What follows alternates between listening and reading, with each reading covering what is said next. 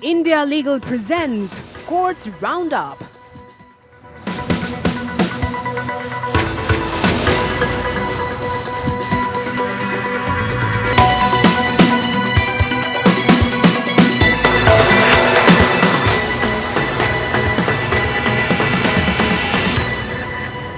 नमस्कार, आप देख रहे हैं कोर्ट्स राउंड अप। आपके साथ मैं हूं घनश्याम उपाध्याय। इस बुलेटिन में अगले आधे घंटे में हम आपको कोर्ट से जुड़ी तमाम छोटी बड़ी खबरों से रूबरू कराएंगे। कोर्ट की कार्रवाई और सुप्रीम कोर्ट से लेकर हाई कोर्ट तक और लोअर कोर्ट्स तक के फैसलों को आपके सामने रखेंगे। आगे बढ़ने से पहले एक नजर हेडलाइंस पर।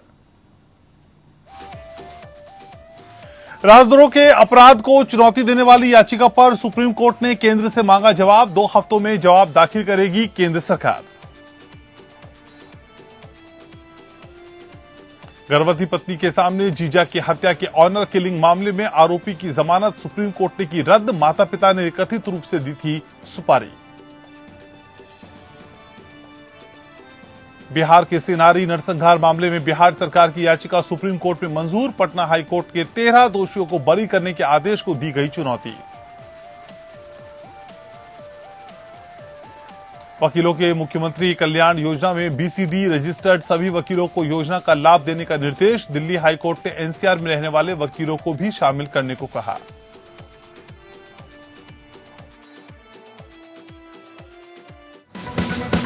India Legal presents Courts Roundup.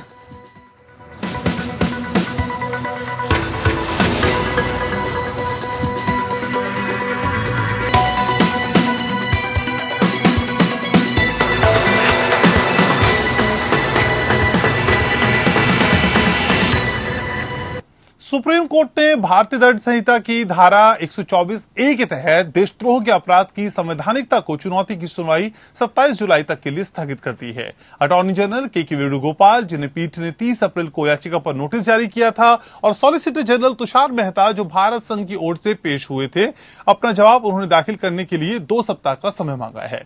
अनुरोध का स्वीकार करते हुए पीठ ने निर्देश दिया कि 2 सप्ताह के अंदर हल्फनामा दायर किया जाए।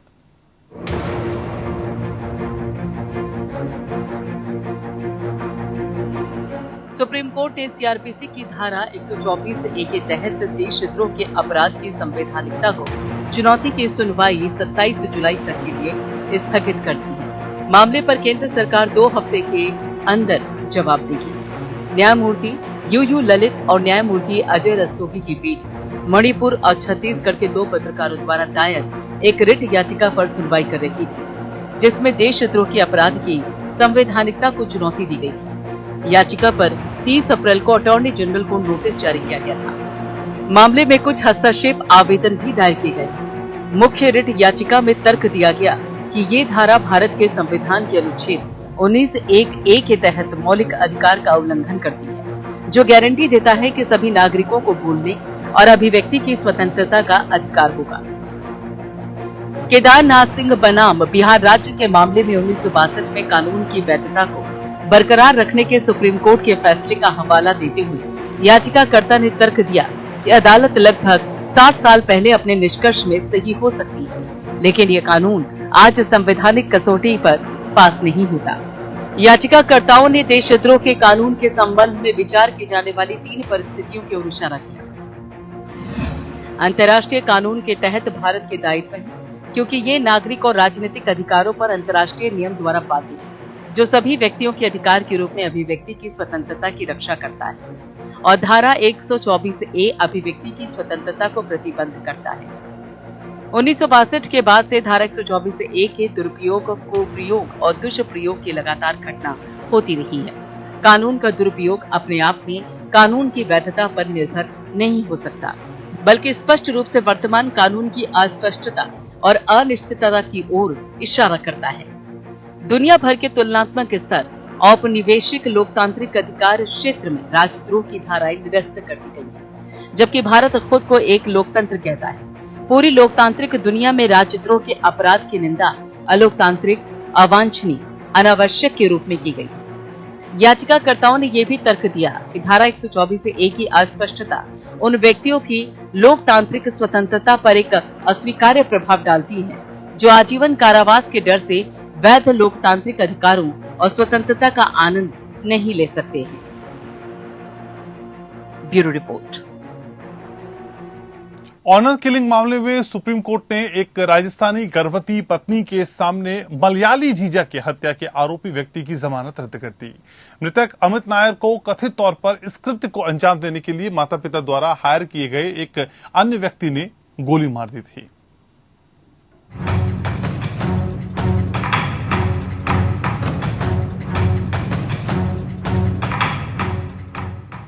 सुप्रीम कोर्ट ने ऑनर किलिंग के एक कथित मामले में अपने जीजा की हत्या की साजिश रचने के आरोपी व्यक्ति की जमानत रद्द कर दी, जिससे उसकी गर्भवती पत्नी के सामने किराए की बंदूक से गोली मार दी गई थी। मृतक केरल के अमित नायर को कथित तौर पर उनकी अंतरजातीय शादी को लेकर राजस्थान की गर्भवती पत्नी के सामने गोली मार दी गई। ये आदेश प्रधान न्यायाधीश NV रमन्ना और जस्टिस AS बोपन्ना और ऋषिकेश रॉय की पीठ ने अपने बहनोई की हत्या की साजिश रचने के आरोपी एक व्यक्ति को जमानत देने को चुनौती देने वाली याचिका पर पारित किया था, जिसे ऑनर किलिंग के एक कथित मामले में किराए की बंदूक से अपनी गर्भवती पत्नी के सामने गोली मार दी गई थी। राजस्थान उच्च न्यायालय ने पहले उन्हें जमानत दी थी, जिसके खिलाफ वर्तमान अपील दायर की गई थी। अदालत ने आदेश दिया, हमारा विचार है कि उच्च न्यायालय द्वारा पारित आदेश को रद्द किया जाना चाहिए। हम प्रतिवादी को जिला न्यायाधीश के समक्ष आत्मसमर्पण करने का निर्देश देते हैं। आरोपी मुकेश चौधरी पर भारतीय दंड संहिता की धारा 302 हत्या, 452 चोट, मारपीट या गलत तरीके से रोक लगाने की तैयारी के बाद घर अतिवार और 120p साजिश के तहत मुकदमे का सामना करना पड़ रहा है। अमित नायर की पत्नी ममता नायर ने पिछले साल दिसंबर में अपने भाई को जमानत पर रिहा करने के राजस्थान उच्च न्यायालय के फैसले को चुनौती देते हुए याचिका दायर की थी। याचिकाकर्ता की ओर से वरिष्ठ अधिवक्ता इंदिरा जयसिंह पेश हुई। ये घटना 2017 में हुई थी, जब ममता के माता पिता और 2 अन्य पुरुषों के बारे में कहा जाता है कि वो जोड़े के घर में घुस गए और ममता को उसके माता पिता के घर वापस खींचने की कोशिश करने से पहले अमित को गोली मार दी। उस समय ममता 6 माह की गर्भवती थी। ममता ने आरोप लगाया कि राजस्थान उच्च न्यायालय द्वारा दिसंबर 2020 में जमानत देने के बाद चौधरी ने प्रत्यक्ष और अप्रत्यक्ष रूप से रिश्तेदारों और अन्य लोगों के माध्यम से ममता को डराने की कोशिश की।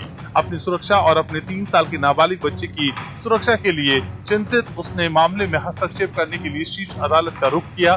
इस संबंध में ये भी बताया गया कि ममता ने 2017 और 2019 के बीच 6 शिकायतें दर्ज कर पुलिस सुरक्षा की मांग की है, जब इस मामले में मुकदमा शुरू होने के बाद उन्हें अपने परिवार से धमकी मिली थी। Bureau report. सुप्रीम कोर्ट ने ट्विटर और अन्य सोशल मीडिया प्लेटफॉर्म्स पर चल रहे सांप्रदायिक हैशटैग और इस्लामोफोबिक सामग्री के खिलाफ दायर एक याचिका को अगले सप्ताह के लिए स्थगित कर दिया।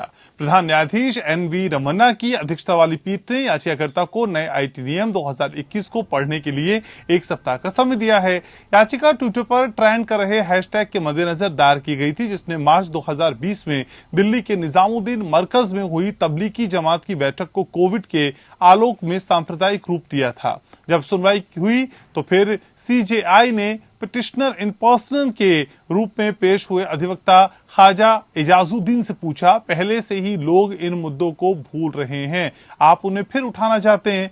CJI ने याचिकाकर्ता से आगे पूछा कि क्या उन्होंने नए IT नियमों की जांच की है। CJI ने कहा कि हालिया IT नियम 2021 इसका ख्याल रखते हैं। याचिकाकर्ता ने जवाब दिया कि IT नियम सोशल मीडिया में सांप्रदायिक प्रचार के मुद्दे को संबोधित नहीं करते हैं। कृपया हमें नवीनतम नियम दिखाएं और हमें दिखाएं कि ये वहां नहीं है। अपना होमवर्क करें। CJI ने कहा कि इसके अलावा CJI द्वारा कहा गया कि इसी तरह के मुद्दों पर जमात उलमा ए हिंद द्वारा एक और याचिका दायर की गई थी और याचिकाकर्ता के लिए उस याचिका में एक हस्तक्षेप आवेदन दायर करना विवेकपूर्ण होगा। हालांकि इजाजुद्दीन ने अदालत को प्रस्तुत किया कि उनकी याचिका में उठाए गए मुद्दे अलग हैं और अलग से विचार करने की आवश्यकता है। पीठ ने याचिका पर विचार न करने की इच्छा व्यक्त की और पूछा कि क्या उन्होंने भारत संघ के समक्ष कोई प्रतिवेदन दायर किया है। अंततः मामले को अगले सप्ताह के लिए स्थगित कर दिया गया। पीठ ने याचिकाकर्ता को नए IT नियमों का अध्ययन करने के लिए कहा। याचिकाकर्ता ने पहले तेलंगाना उच्च न्यायालय का रुख किया, जिसने इस मामले पर विचार करने से इनकार कर दिया और उन्हें सर्वोच्च न्यायालय का दरवाजा खटखटाने के लिए कहा, जो कि इसी तरह की याचिका पर विचार कर रहा है। 1999 में बिहार के सिनारी नरसंहार मामले में 13 दोषियों को बरी करने के हाईकोर्ट के फैसले के खिलाफ बिहार सरकार की अपील पर सुप्रीम कोर्ट ने सुनवाई करने का निर्णय लिया है।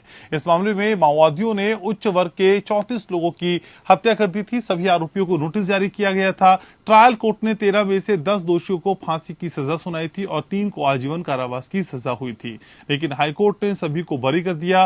बिहार सरकार ने हाईकोर्ट के आदेश पर रोक की मांग करते हुए कहा कि शीर्ष अदालत से मामले के निपटारे तक सभी 13 को आत्मसमर्पण करने की मांग की है। 18 मार्च 1999 को सिनारी हत्याकांड ने बिहार समेत पूरे देश को झकझोर दिया। यहां सवर्ण समाज से जुड़े 34 लोगों को निर्ममता से मौत के घाट उतार दिया गया था। मामले में आरोपी बनाए गए ज्यादातर लोग माओवादी से जुड़े हुए थे। सिनारी में नक्सली 18 मार्च को एक जाति विशेष के लोगों को घरों से उत्तर सामुदायिक भवन के पास ले गए थे। वहां उनकी गर्दन रेतकर हत्या कर दी गई थी। नरसंहार के बाद सरकार ने इलाके में भारी पुलिस बल तैनात किया। हत्याकांड में अपने बेटे और पति को गंवाने वाली वादी चिंता देवी के बयान पर गांव के 50 से ज्यादा लोगों को अभियुक्त बनाया गया। जिला अदालत में मुकदमा लंबे समय तक चला। हालांकि इस दौरान वादी चिंता देवी की मौत हो गई। इसके अलावा 4 आरोपियों की भी मौत हो चुकी है। सड़क दुर्घटनाओं को गैर जमानती अपराध बनाने के लिए केंद्र और केंद्र शासित प्रदेशों को निर्देश देने के लिए सुप्रीम कोर्ट के समक्ष एक याचिका दायर की गई, ताकि ड्राइवरों के मन में एक आशंका पैदा की जा सके, उन्हें सावधानी से गाड़ी चलाने के लिए मजबूर किया जा सके। याचिका में एक परिवार में 2 से अधिक वाहन खरीदने से प्रतिबंधित करके सड़कों पर वाहनों के घनत्व को कम करने के निर्देश देने की भी प्रार्थना की गई है। सड़क परिवहन और राजमार्ग मंत्रालय पोर्टल और आरटीआई आवेदनों से प्राप्त जानकारी और दस्तावेज पर भरोसा करते हुए श्रीकांत प्रसाद द्वारा दायर याचिका में कहा गया कि 2019 में लगभग 67% दुर्घटनाएं तेज गति और लापरवाही से ड्राइविंग के कारण हुई हैं। याचिका में कहा गया कि हमारी प्रतिबद्धता और प्रयासों के बावजूद देश में सड़क दुर्घटनाएं मौत, विकलांगता और अस्पताल में भर्ती होने का एक प्रमुख कारण बनी हुई है। भारत 199 देशों में सड़क दुर्घटनाओं में होने वाली मौतों की संख्या में पहले स्थान पर है और दुनिया में दुर्घटना से संबंधित मौतों का लगभग 11% भारत में होती हैं। याचिका में भारतीय दंड संहिता की धारा 304A में संशोधन का सुझाव दिया गया, ताकि तेज गति और लापरवाही से वाहन चलाने के अपराध को गैर जमानती बनाया जा सके और जैसा कि वर्तमान प्रावधान के अनुसार आरोपी पर भार डाला जा सके। दिल्ली हाईकोर्ट ने एक महत्वपूर्ण फैसले में दिल्ली बार काउंसिल में रजिस्टर्ड और राष्ट्रीय राजधानी क्षेत्र में रहने वाले सभी अधिवक्ताओं को मुख्यमंत्री अधिवक्ता कल्याण योजना का लाभ देने का आदेश दिया। ये लाभ सभी अधिवक्ताओं को मिलेगा, चाहे उनके नाम राष्ट्रीय राजधानी की मतदाता सूची में हो या नहीं, दिल्ली के वोटर आईडी कार्ड रखते हो या नहीं, इन्हें लाभ दिया जाएगा। यह आदेश न्यायमूर्ति प्रतिभा सिंह ने बार काउंसिल ऑफ दिल्ली द्वारा दायर एक याचिका में पारित किया। दिल्ली हाईकोर्ट ने कहा है कि मुख्यमंत्री वकील कल्याण योजना का लाभ बार काउंसिल ऑफ दिल्ली या बीसीडी में रजिस्टर्ड सभी वकीलों को मिलेगा, भले ही वो दिल्ली के मतदाता हों या नहीं। जस्टिस प्रतिभा एम सिंह ने कहा कि प्राथमिकता वकील के निवास स्थल की बजाय इस बात को दी जाएगी कि वो वकालत कहाँ कर रहा है। उन्होंने कहा कि भले ही कोई व्यक्ति दिल्ली में वकालत करता हो, लेकिन हर कोई यहाँ रहने का खर्च वहन नहीं कर सकता। अदालत ने ये भी माना कि दिल्ली में वकालत करने वाले और राष्ट्रीय राजधानी क्षेत्र में रहने वाले वकील यहाँ न्याय दिलाने में भूमिका निभाते हैं। अदालत ने कहा कि चाहे वो कहीं भी रहते हों, ये वकील दिल्ली में न्याय दिलाने में महत्वपूर्ण भूमिका निभाते हैं। बार काउंसिल ऑफ दिल्ली को दिल्ली सरकार द्वारा आवंटित बजट में वार्षिक घाटे को भरने का निर्देश दिया गया है। हाईकोर्ट ने कहा कि मुख्यमंत्री की योजना ने समाज और कानूनी पेशे में वकीलों की भूमिका को मान्यता दी है। अदालत ने उन सभी याचिकाओं की सुनवाई के दौरान ये फैसला सुनाया जिनमें अनुरोध किया गया था कि बीसीडी के तहत रजिस्टर्ड सभी वकीलों को योजना का लाभ देने का निर्देश दिया जाए, भले ही उनके नाम दिल्ली की मतदाता सूची में शामिल हों या ना हों।